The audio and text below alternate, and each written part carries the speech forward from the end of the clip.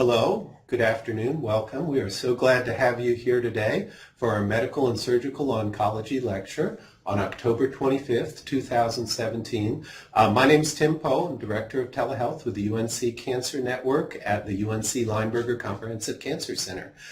Just a few preliminaries and then we'll get started. If you have any questions, you can email us, unccn@unc.edu. Best way to get a hold of us quickly is to call us at 919-445-1000, and you should be able to speak with somebody right away. You can also, and we'll talk about Poll Everywhere more in a minute, but we'll use that for our Q&A and a question at the beginning. You can find us on the web, unccn.org. You'll find us on Facebook, you'll find us on Twitter, and on YouTube as well. We're going to start out with a question, and we hope that all of you will answer this. This is anonymous. It won't attach your name to it. But this polling question says, what percentage of radiation is delivered with the goal of palliation, improving quality of life? So if you think that is 20%, you're going to put A, 40% B, 50% C, and 70% D. And there are two ways that you can go ahead and respond to this poll. One is you can go to pollev.com/UNCCN, and you'll find a web interface, very easy. And as this question and then the Q&A at the end of the presentation, you'll be able to respond. Another way, and this is probably the way the majority of our participants do this, is you go ahead and use your phone and you text to the number 22333, the letters UNCCN. You only need to do that once today. So you go 22333 as the number you're going to text to. You put in the letters UNCCN. You send that, you'll get back a response that says join. Once you've done that, you're ready to go. And you can go ahead right now, do that. And then again, depending on what you think the percentage of radiation that is delivered with the goal of palliation, that is improving quality of life. A, if you believe it's 20%, B for 40, C for 50, and D for 70. We are honored today to have Dr. Kevin Pearlstein, and Dr. Pearlstein is a senior resident in the Department of Radiation Oncology with the School of Medicine at UNC Chapel Hill. He's a member of the UNC Rehabilitation Advisory Board, the UNC Hospital House Staff Council, and the American Society of Radiation Oncology. Dr. Pearlstein's research interests include genitourinary cancers, treatment complications, and patient quality of life. So, Dr. Pearlstein, welcome. Thank you so much for being here today. Thank you very much for having me. Absolutely. So we'll go ahead and pop over to this poll, and we're already getting some responses. Mm-hmm. While we're waiting for that, what led you to a career in radiation oncology?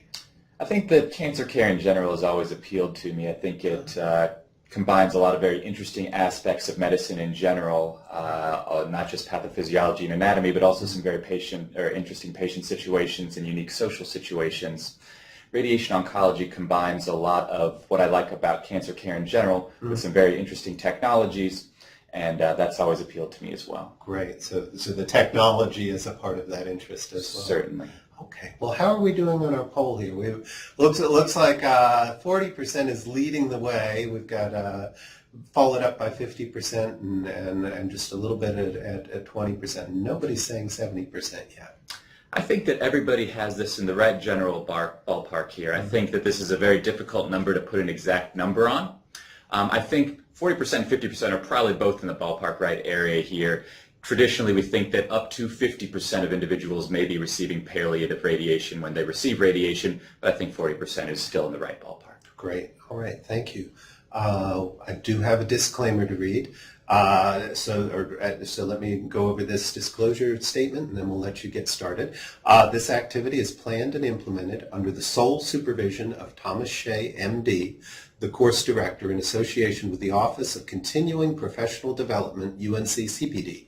Thomas Shea, MD, consults for Spectrum Pharma and receives research support from Millennium, Otsuka, GSK, BMS, Novartis, and Seattle Genetics. CPD staff have no financial relationships with commercial interests. The speaker, Kevin Pearlstein, MD, does not have any financial relationships with commercial interests. All right, and with that, I'm going to turn this over to you for the role of radiation therapy in locally advanced and metastatic disease. Well, thank you once again for having me. Once again, my name is Kevin Pearlstein. I'm a resident in the UNC Department of Radiation Oncology here. So today's learning objectives are going to be to identify symptoms that can be effectively treated with palliative radiation and describe common treatment approaches, to recognize the role of radiation in providing local control for locally advanced and metastatic disease, and to recognize acute and late toxicities of radiation for different treatment sites. So, in general, the intent of radiation treatment depends on a number of different clinical factors, but certainly depends on the extent of disease. For individuals that have early stage or localized disease, often we can approach these individuals with curative intent, but for patients that have more advanced disease and metastatic disease, oftentimes the approach is non-curative. Now, with advances in cancer technologies, with better systemic therapies, radiation techniques, imaging techniques, we're starting to identify a subpopulation of individuals that have oligometastatic disease that may benefit from more aggressive therapy. However, the vast majority of individuals with advanced disease are going to be approached palliatively, and that will be really the majority of the focus of this talk here. Now, this is a very important issue because we do estimate that, once again, 40% to 50% of radiation in the United States is delivered with the goal of palliation, or essentially improving quality of life. But this can mean a lot of different things depending on the clinical situation.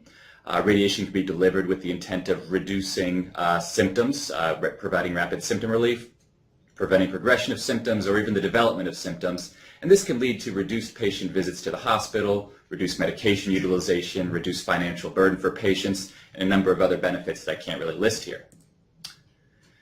Now, it's difficult to make the decision about whether to treat with radiation or not. And to do this, we can do a basic analysis of the risks and benefits of radiation treatment.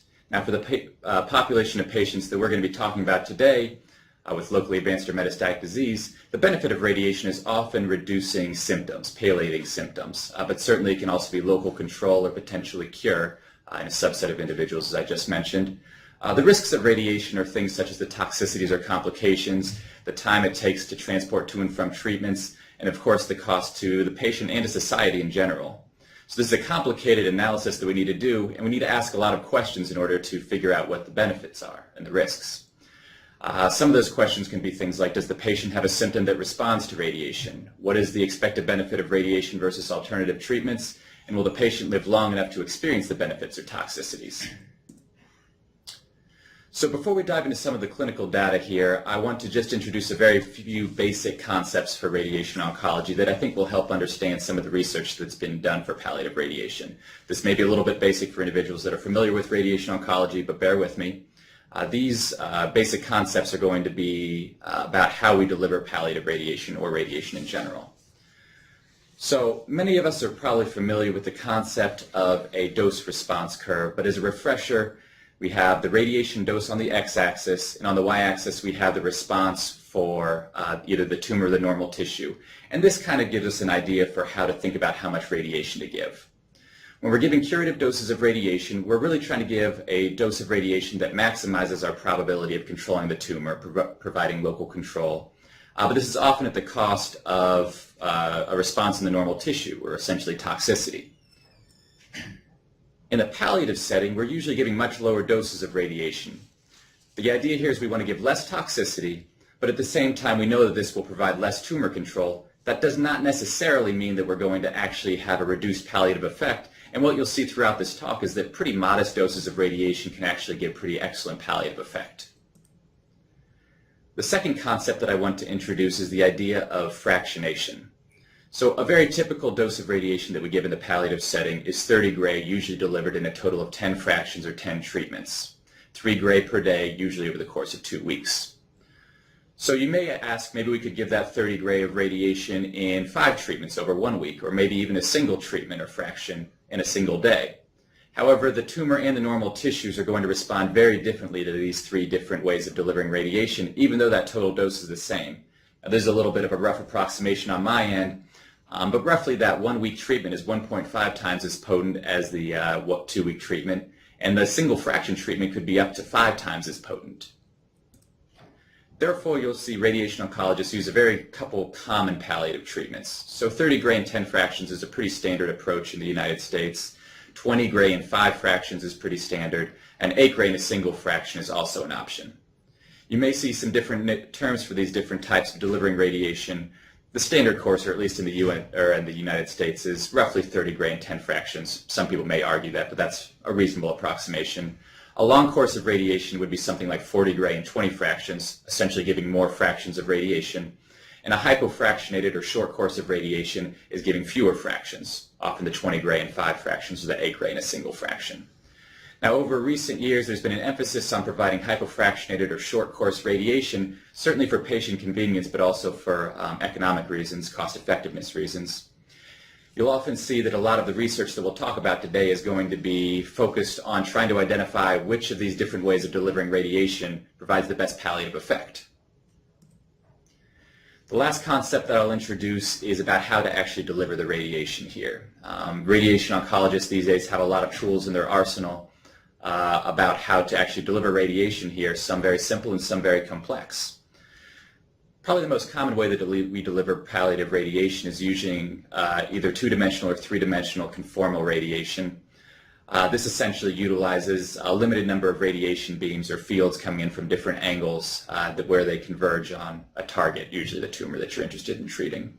This is a pretty simple way of delivering radiation. It gives fast treatment planning time, so you don't need a lot of resources to do this, and it's overall less costly compared to more advanced techniques. However, we often treat larger treatment fields when we're using this approach because we don't want to miss the tumor, and this can lead to more normal tissue radiation, which can lead to toxicity. On the other side, we have a lot of advanced techniques these days, such as intensity modulated radiation therapy or stereotactic body radiation, stereotactic radiosurgery. These are essentially complex radiation techniques where we utilize multiple radiation beams. We can modulate the intensity of the radiation to try to build a much better dose distribution right around the area that we want to treat while minimizing the amount of radiation that we deliver to the normal tissues that are adjacent to it.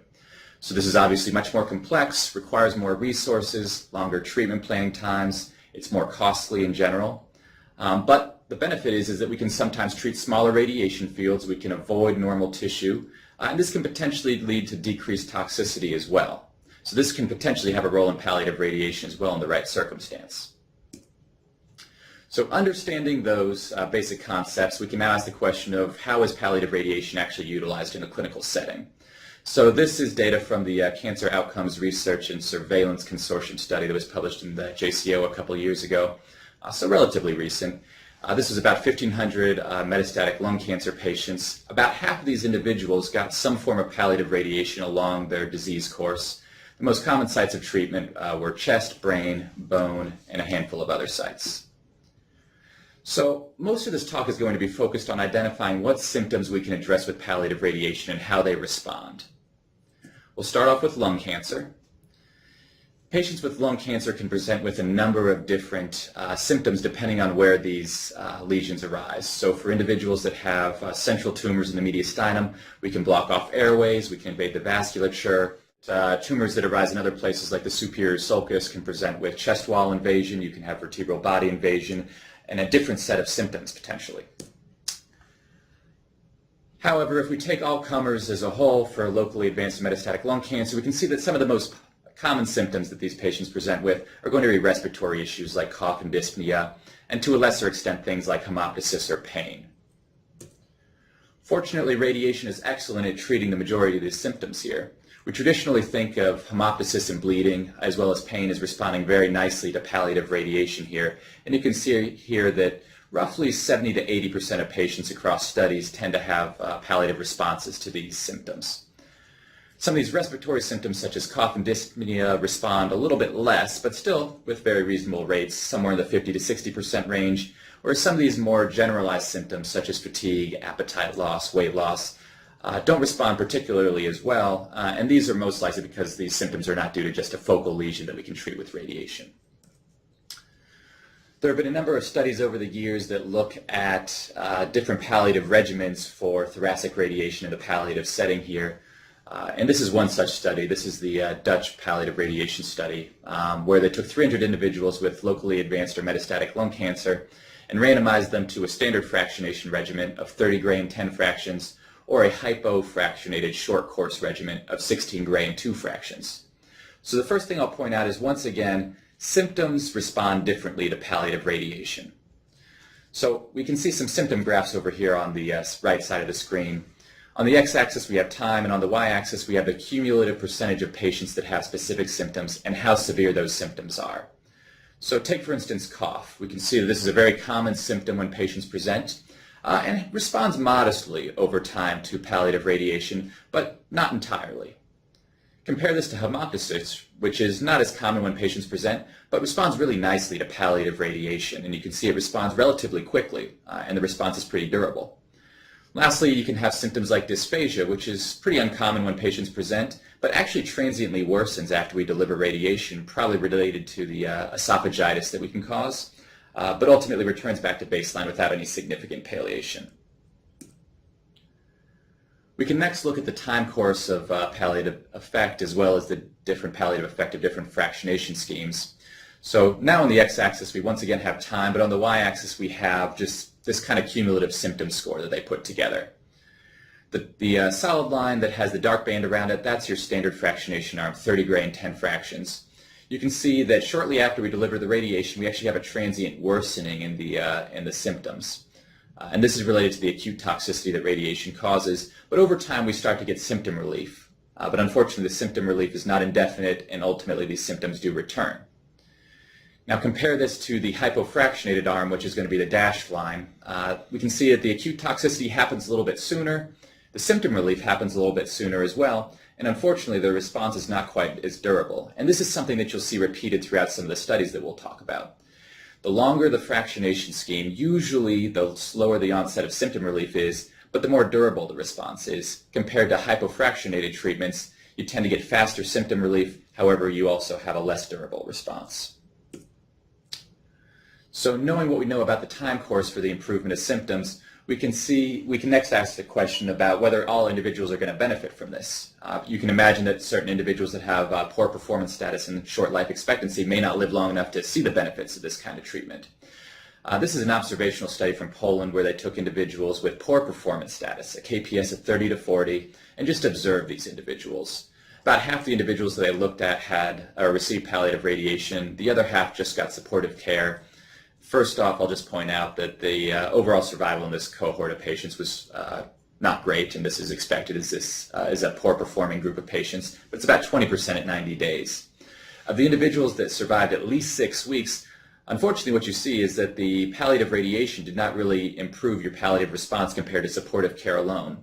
And certainly in these individuals it's a case-by-case situation, but we need to keep in mind that supportive care is a very reasonable option for these individuals that have poor performance status and short life expectancy. And that's because in addition to the benefits, we can certainly cause problems with our radiation therapy. So a good thing to keep in mind is that the toxicity that radiation causes is related to the normal tissue through which the radiation is going to pass.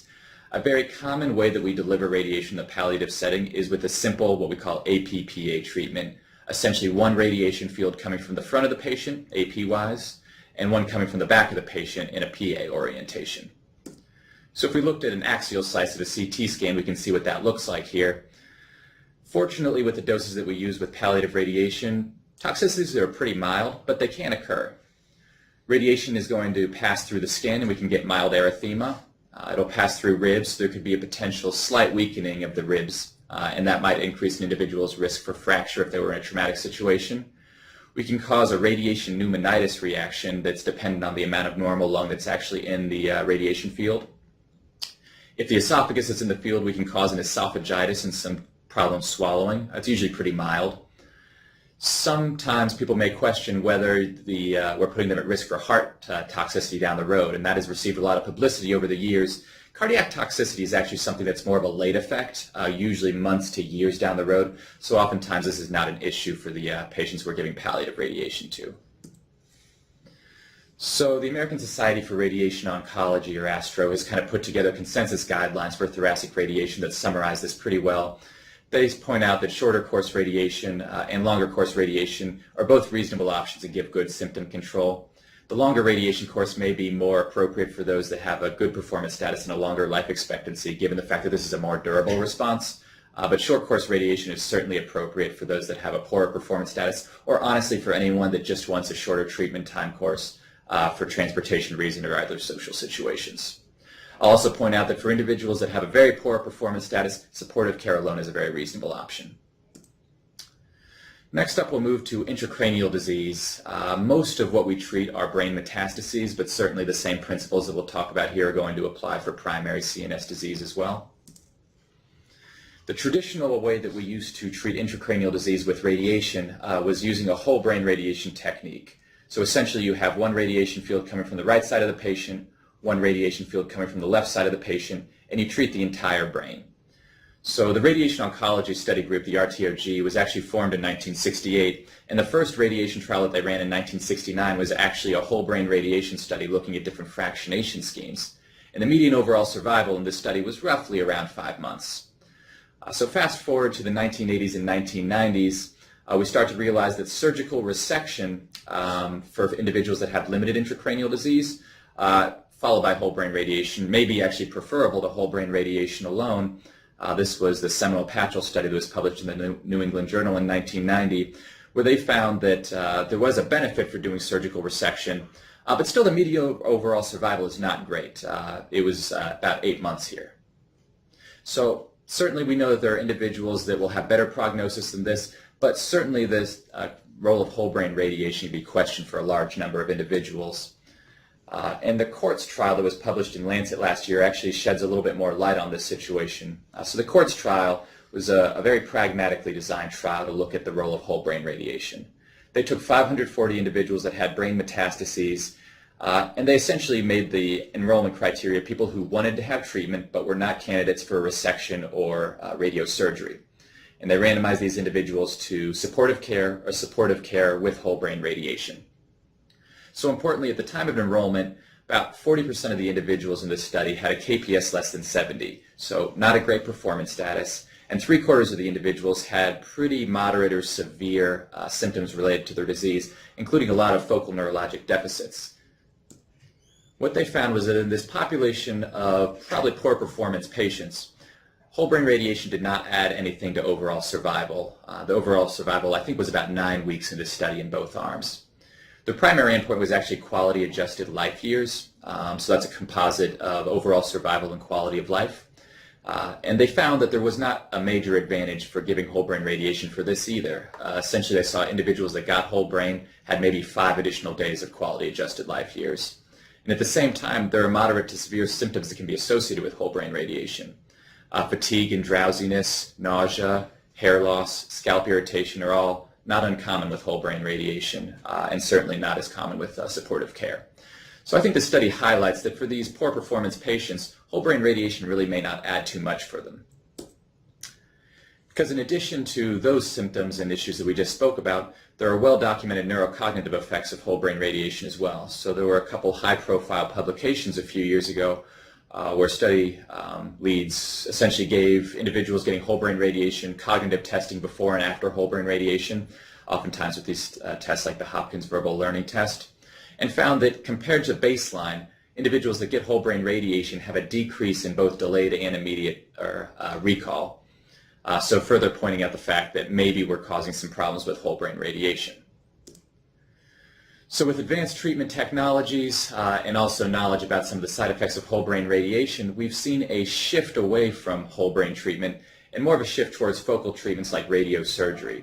So radiosurgery can be delivered with normal linear accelerators or some of these specialized linear accelerators like CyberKnife or Gamma Knife, where essentially we use high doses of focused radiation to treat just the brain metastases or the target that we want to treat while avoiding the rest of the normal brain. So this can provide us excellent local control and certainly reduce some of the side effects that we see. But not everybody is a candidate for this type of treatment. Most centers that have this technology will treat 1, 2, 3, 4 brain metastases. Certainly we can treat up to 10 brain metastases, and depending on the clinical situation, and certain centers will treat even more than this. So the role of whole brain radiation in addition to radiosurgery has been explored in a number of different randomized trials. This is one from Paul Brown at MD Anderson, where they took 200 individuals with a limited number of brain metastases and randomized them to radiosurgery plus or minus whole brain radiation. And they found that with radiosurgery alone, you do actually have higher rates of CNS progression, as you can see in the top graph. And this is not surprising, as radiosurgery is a very focused treatment. We're not treating any microscopic disease that you can't see on an MRI. Whereas whole brain radiation, which does reduce rates of CNS progression, treats that microscopic disease. However, despite this higher rate of progression, they did not actually see any difference in overall survival for individuals that got radiosurgery alone. And as you may expect, they saw less neurocognitive decline when you're not giving these individuals whole brain radiation. So really, these days, radiosurgery is preferable to whole brain radiation as long as it's feasible.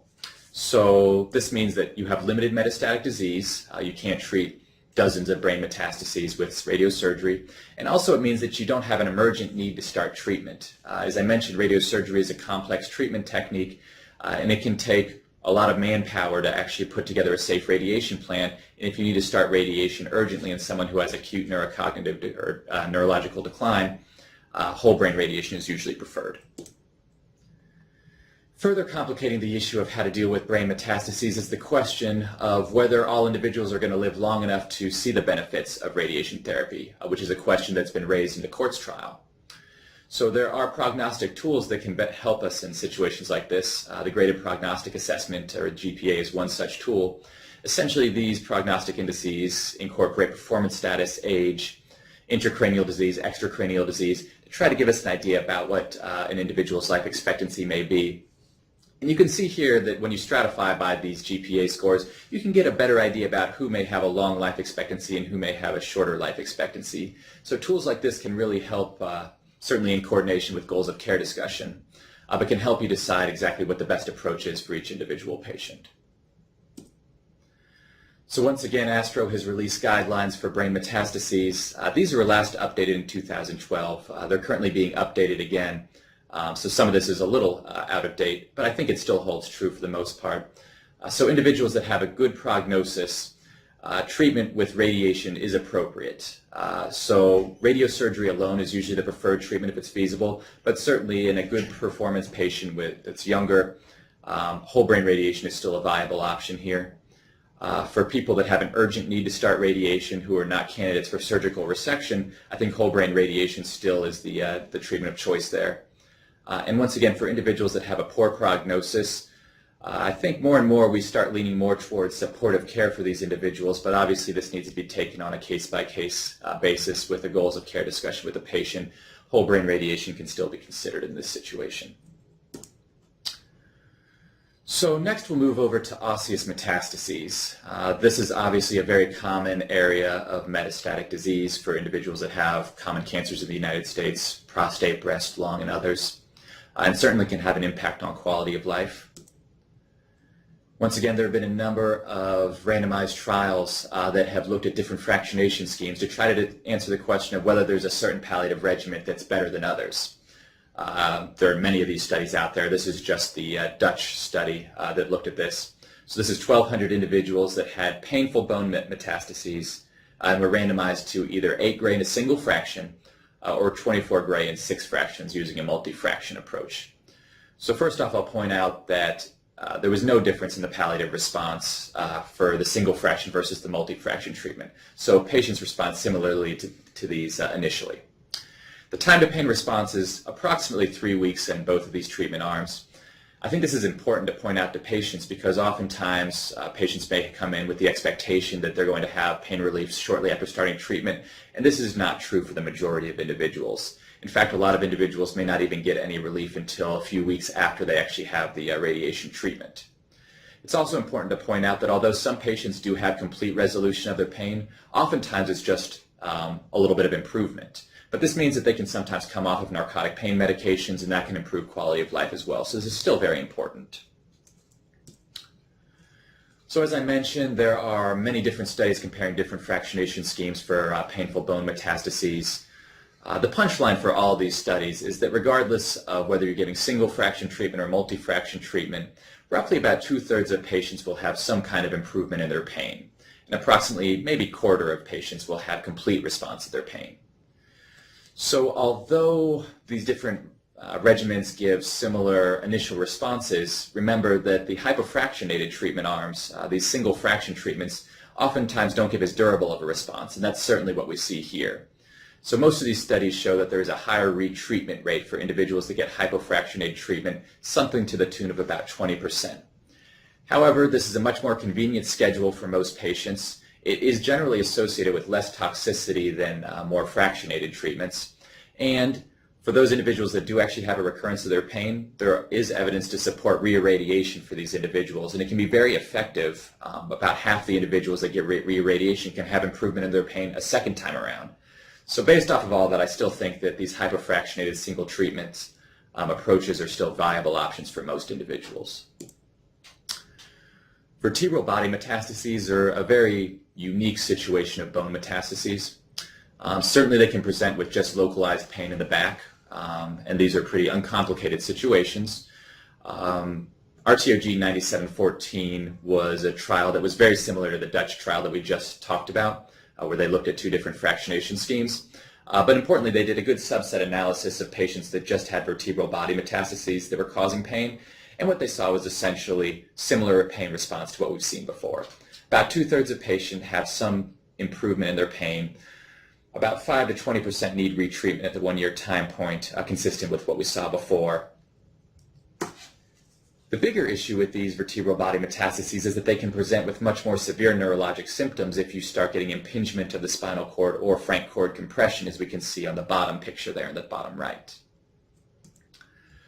So regardless if it's a uncomplicated metastasis that's just causing localized pain or something more severe causing neurologic issues, we treat these with radiation the same way using a standard two-field approach, one AP beam and one PA beam coming from the front and back.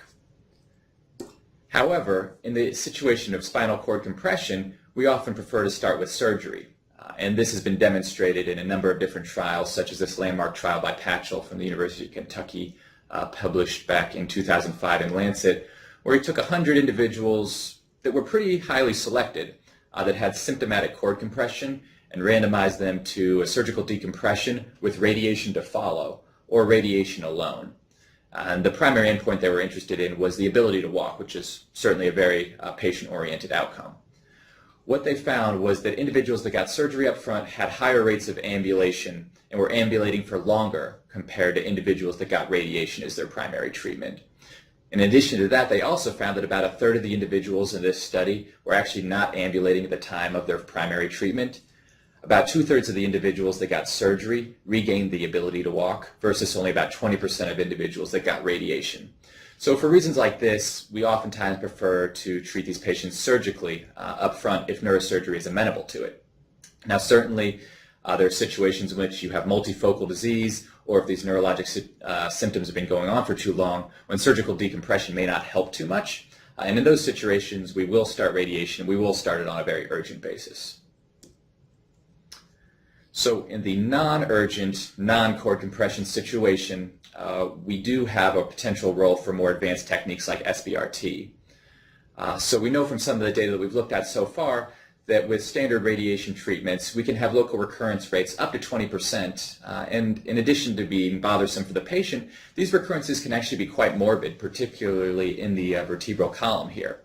We also know from what I talked about with the basic concepts earlier is that higher doses can potentially provide improved local control and maybe an improved palliative response too. So our standard external beam radiation treatment that we use in most situations generally treats a relatively large treatment field.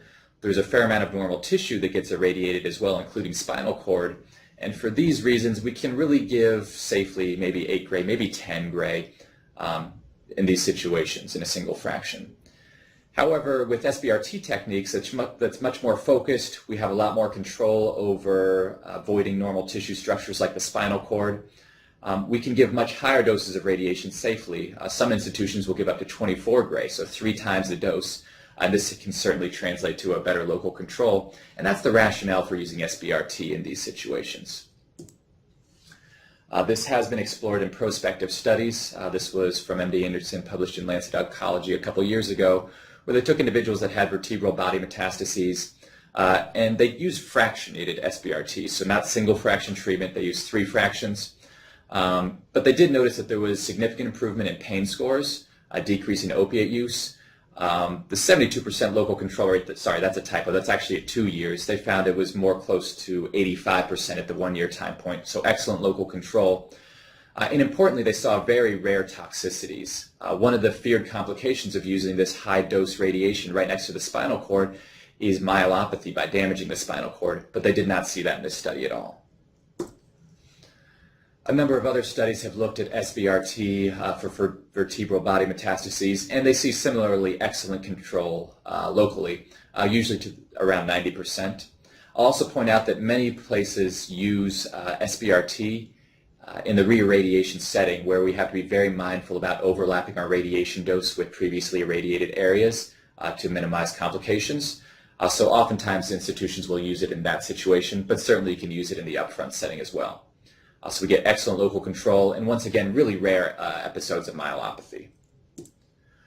However, one of the complications that unfortunately is a little bit more common with this high-dose radiation that we use with SBRT is vertebral body fractures or compression fractures. Depending on the series that you look at, this can range from 10% to 40%, but certainly these higher rates are seen when we use high-dose single fraction treatment, and particularly in individuals that have other risk factors for compression fractures like lytic lesions, lesions in the lumbar spine area where we have load-bearing bones, or obviously unstable spine prior to treatment. For this reason, we usually keep our doses to 16 gray in a single fraction if we're going to do this at UNC. We don't tend to dose escalate up to 24 gray and things like that. So as we've seen on these previous slides, for bone metastases, different treatment approaches can yield different clinical outcomes, but they also have very different costs. And there have been a number of cost effectiveness studies for these different treatment approaches. The first one that I'll discuss was in a study looking at medication or medical management only versus chemotherapy versus single versus multi-fraction radiation treatments. And ultimately, when they did their Markov model, what they saw was that single fraction radiation appeared to be the most cost-effective, even acknowledging that it has higher retreatment rates due to the lower local or higher local recurrence risk there. A subsequent study did an examination of SBRT versus single fraction external beam, and what they saw in their model, which they did account for the improved local control with SBRT and potentially even improved pain relief, but they still saw that SBRT did not appear to be more cost-effective until you really had survival over 11 months. So these people that have really good prognoses, long life expectancies, these are the individuals that may benefit from SBRT.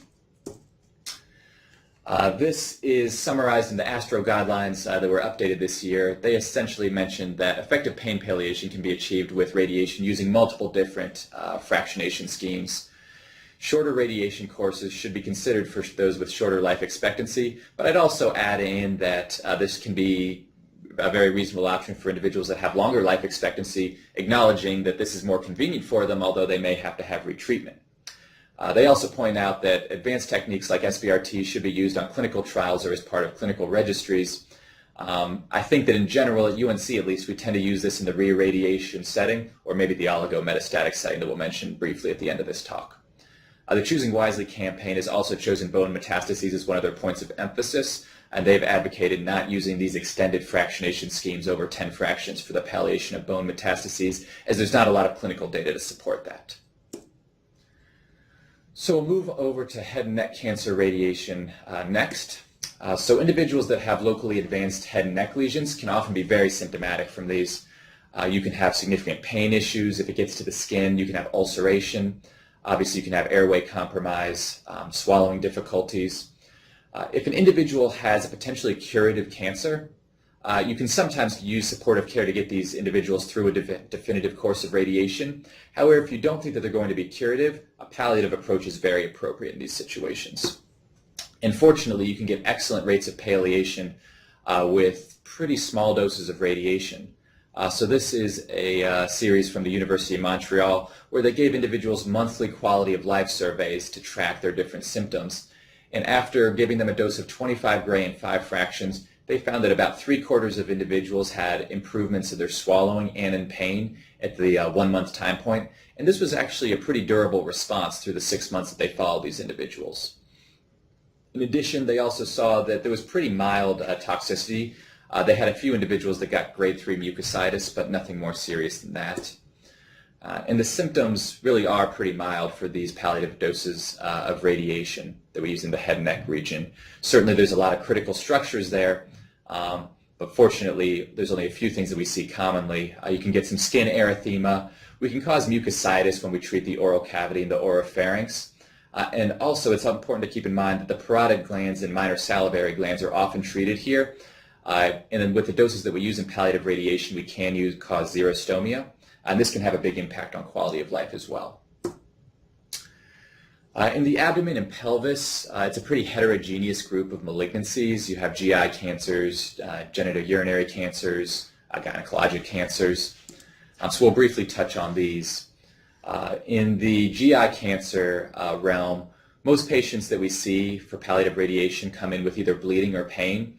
And similar to what we've seen previously in other sites, we can get excellent rates of palliation, 70–80% sometimes for these symptoms here. Occasionally we'll see individuals for obstructive symptoms, either esophageal masses causing esophageal obstruction or masses pressing on the biliary tree. And in combination with stenting, we can also really open up the lumens again and improve some of these obstructive symptoms as well. In the genitourinary world, once again, you can have lymph node masses, you can have bladder masses that can cause pain and bleeding, and once again, we can use standard palliative radiation doses to alleviate these symptoms. A unique one for genitourinary malignancies, particularly prostate cancer, is causing urinary obstruction. And now for individuals that have metastatic prostate cancer, oftentimes this obstruction can be relieved when you give these individuals ADT. But for individuals that have castrate-resistant prostate cancer, this is not a great option. So oftentimes we will use radiation to alleviate their urinary obstruction symptoms here. We oftentimes will give higher doses of radiation, sometimes 50 gray, sometimes up to 70 gray, to try to give these individuals a really durable response. And we can do a pretty good job of it. In this one study that was published in the Red Journal a couple of years ago, 90% reported at least some improvement in their symptoms at the 3-month time point. We'll touch briefly on gynecologic malignancies that often present with bleeding. Pain is a very common one in discharge as well. We can use these more fractionated regimens like 30 gray and 10 fractions, and they are very effective. But there's also a lot of data to support giving large single doses of radiation that you can repeat over time if symptoms do not resolve completely. And once again, with any of these approaches, we get excellent rates of palliation. Bleeding can improve 70 to 80, 90% of the time, and pain also improves in a significant portion of patients. And then the last palliative symptom that we'll discuss here is ulcerative masses. This is pretty common with locally advanced breast cancer, but certainly you can see this in skin cancer and things like that as well. Patients often will present with pain, discharge, bleeding from these masses. And a short course of radiation can improve these symptoms significantly. These images illustrate this, I think, pretty well, where we can see after getting a dose of 39 gray and 13 fractions, patients had significant improvement in these ulcerative masses over the 3-month time course. So we've spent most of this talk talking about palliative options for these patients. But I did mention at the very beginning that there's a subset of individuals that have oligometastatic disease that potentially benefit from more aggressive than just standard palliative treatment. And there's lots of active research being focused on this issue right now. Now, you could do an entire talk on this topic, but in the interest of time, we'll just focus on a few of the highlights here. And I'll just mention that the general paradigm for oligometastatic disease is that some of these individuals that have an indolent biology and only a limited number of sites of metastatic disease may ultimately only progress at these known sites of disease. They won't go on to develop widely metastatic disease in the near future.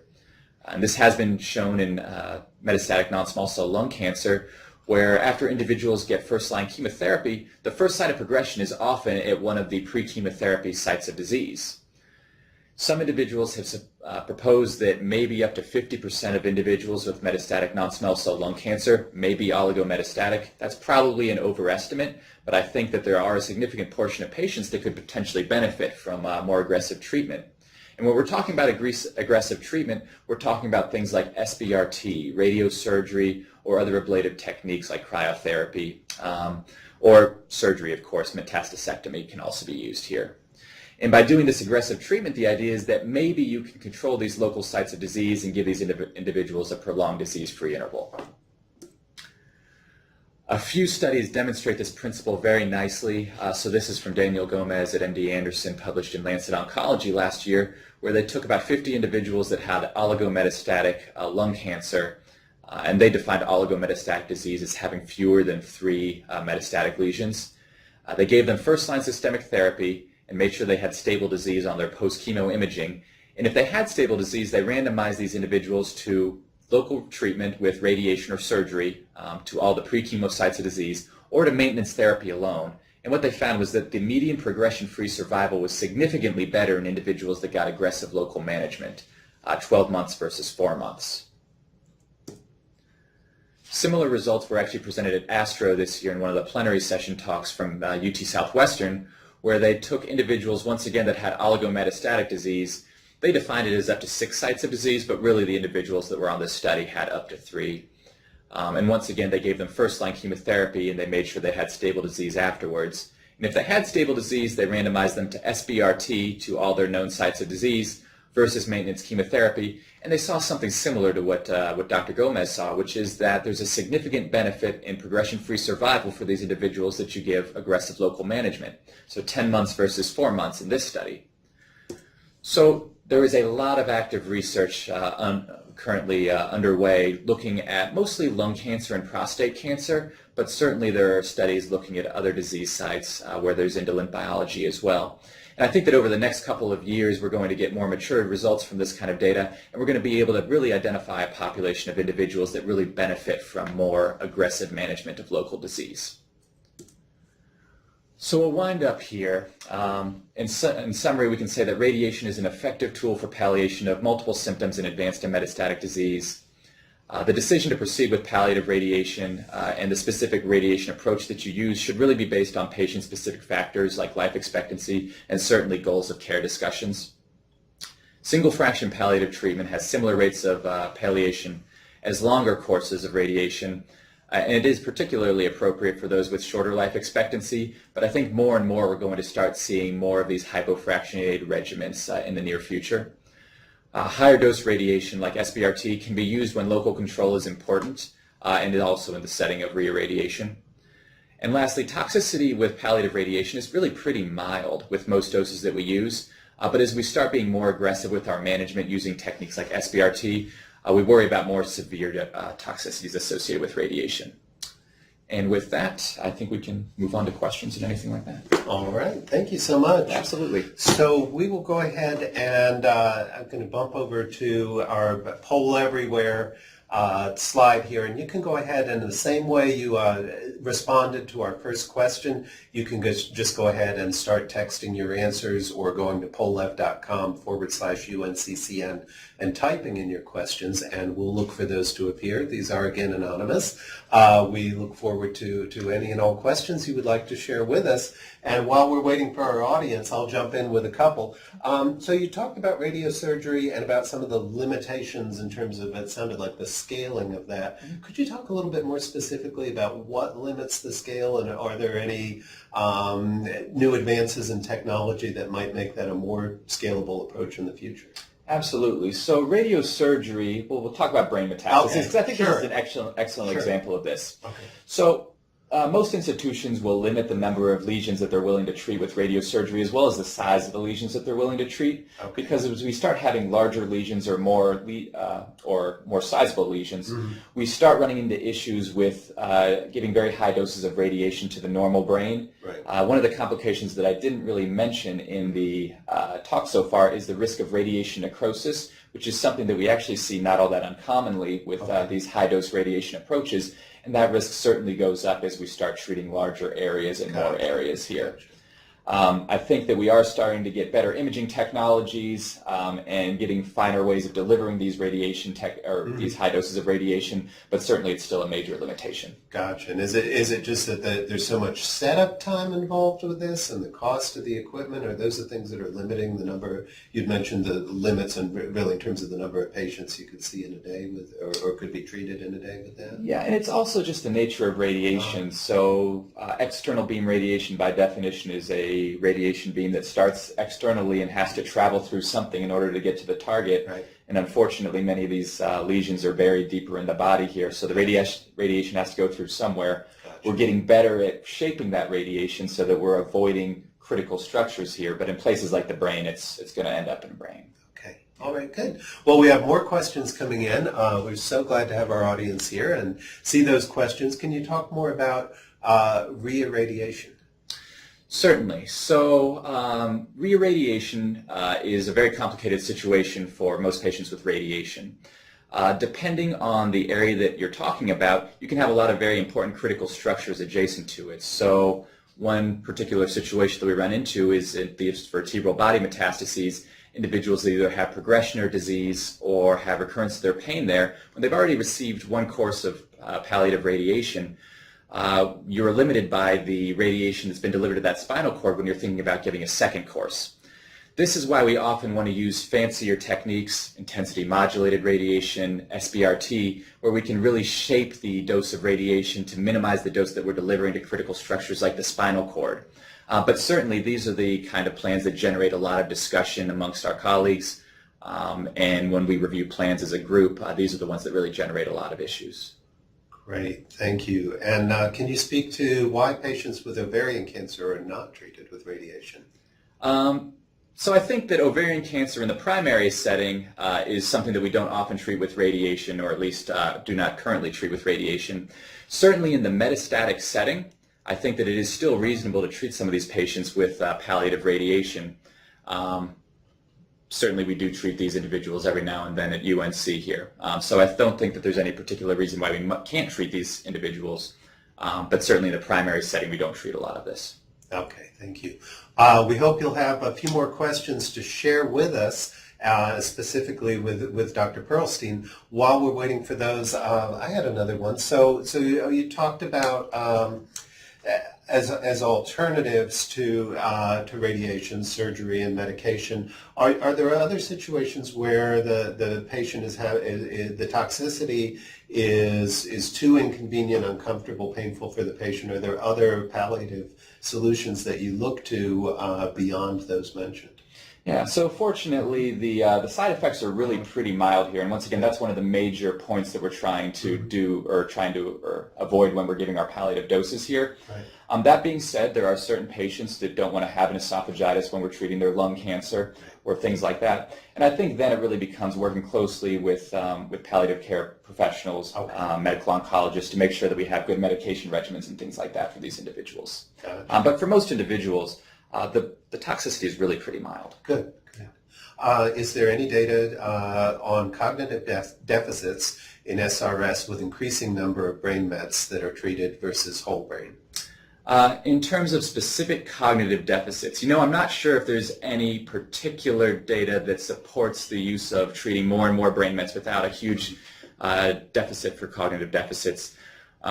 The one paper that I did present with Paul Brown, the primary endpoint of that study comparing SRS versus SRS plus whole brain radiation was cognitive deficits.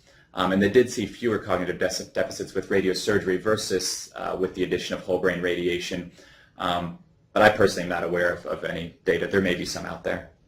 All right. And is age a factor in side effects and duration of side effects? It's a very good question. I think that you're going to find a lot of conflicting evidence on this. Most of this data is going to come from retrospective analyses that obviously have limitations here. Certainly we find that we sometimes actually think that younger patients actually have more pronounced toxicity, but this is purely anecdotal. I don't think there's a lot of great evidence in pointing one way or the other. All right. In wrapping up, I want to mention a few thank yous here to the North Carolina General Assembly for their generous support of the University Cancer Research Fund and the UNC Lineberger Comprehensive Cancer Center for all the great work that's done there. Specifically within the UNC Cancer Network, Mary King, Veneranda Obore, and Alan Brown for all the hard work that they do to make this and every lecture possible. Additionally, I should mention that we have, we are right on the cusp of announcing our enduring materials, which means that for this lecture and all those moving forward, you will be able to watch the lecture anytime within a year of the presentation. You'll register through that process online. Then you'll be able to take a short test, do an evaluation, and receive your professional education credit online. So we're really excited about this. We'll send out formal announcements on November 1st. You can go to our website, unccn.org, and find out all sorts of details about that and start signing up, taking courses, getting credit for those courses. And this will be amongst those courses in the near future. We do have more lectures coming up. October 27th, Community Lunch and Learn. That will be an update on breast cancer prevention, treatment, and survivorship with Dr. Anders. On November 11th, RN and Allied Health Lecture, the role of palliative care and hospice care in improving quality of life with Dr. Winzelberg. And November 15th, Medical and Surgical Oncology lecture, that's Advances in Melanoma Cancer Treatment with Dr. Colicchio. So we hope you'll join us for those and lots of other lectures, unccn.org/events. We also want to mention Save the Date. This is a special lecture. This is that's done in conjunction with the School of Dentistry here at UNC. Oral Cancer, a comprehensive overview with Drs. Patel, Dr. Hackman, and Dr. Padilla. We hope you'll consider joining us for that as well. Find us on the web, email us, call us. We always look forward to hearing from you, and you'll find a lot of information out there. All right, Dr. Perlstein, thank you so much. Really appreciate your being here. Great. Thank you to our audience. Always, we look forward to seeing you soon. Thanks so much.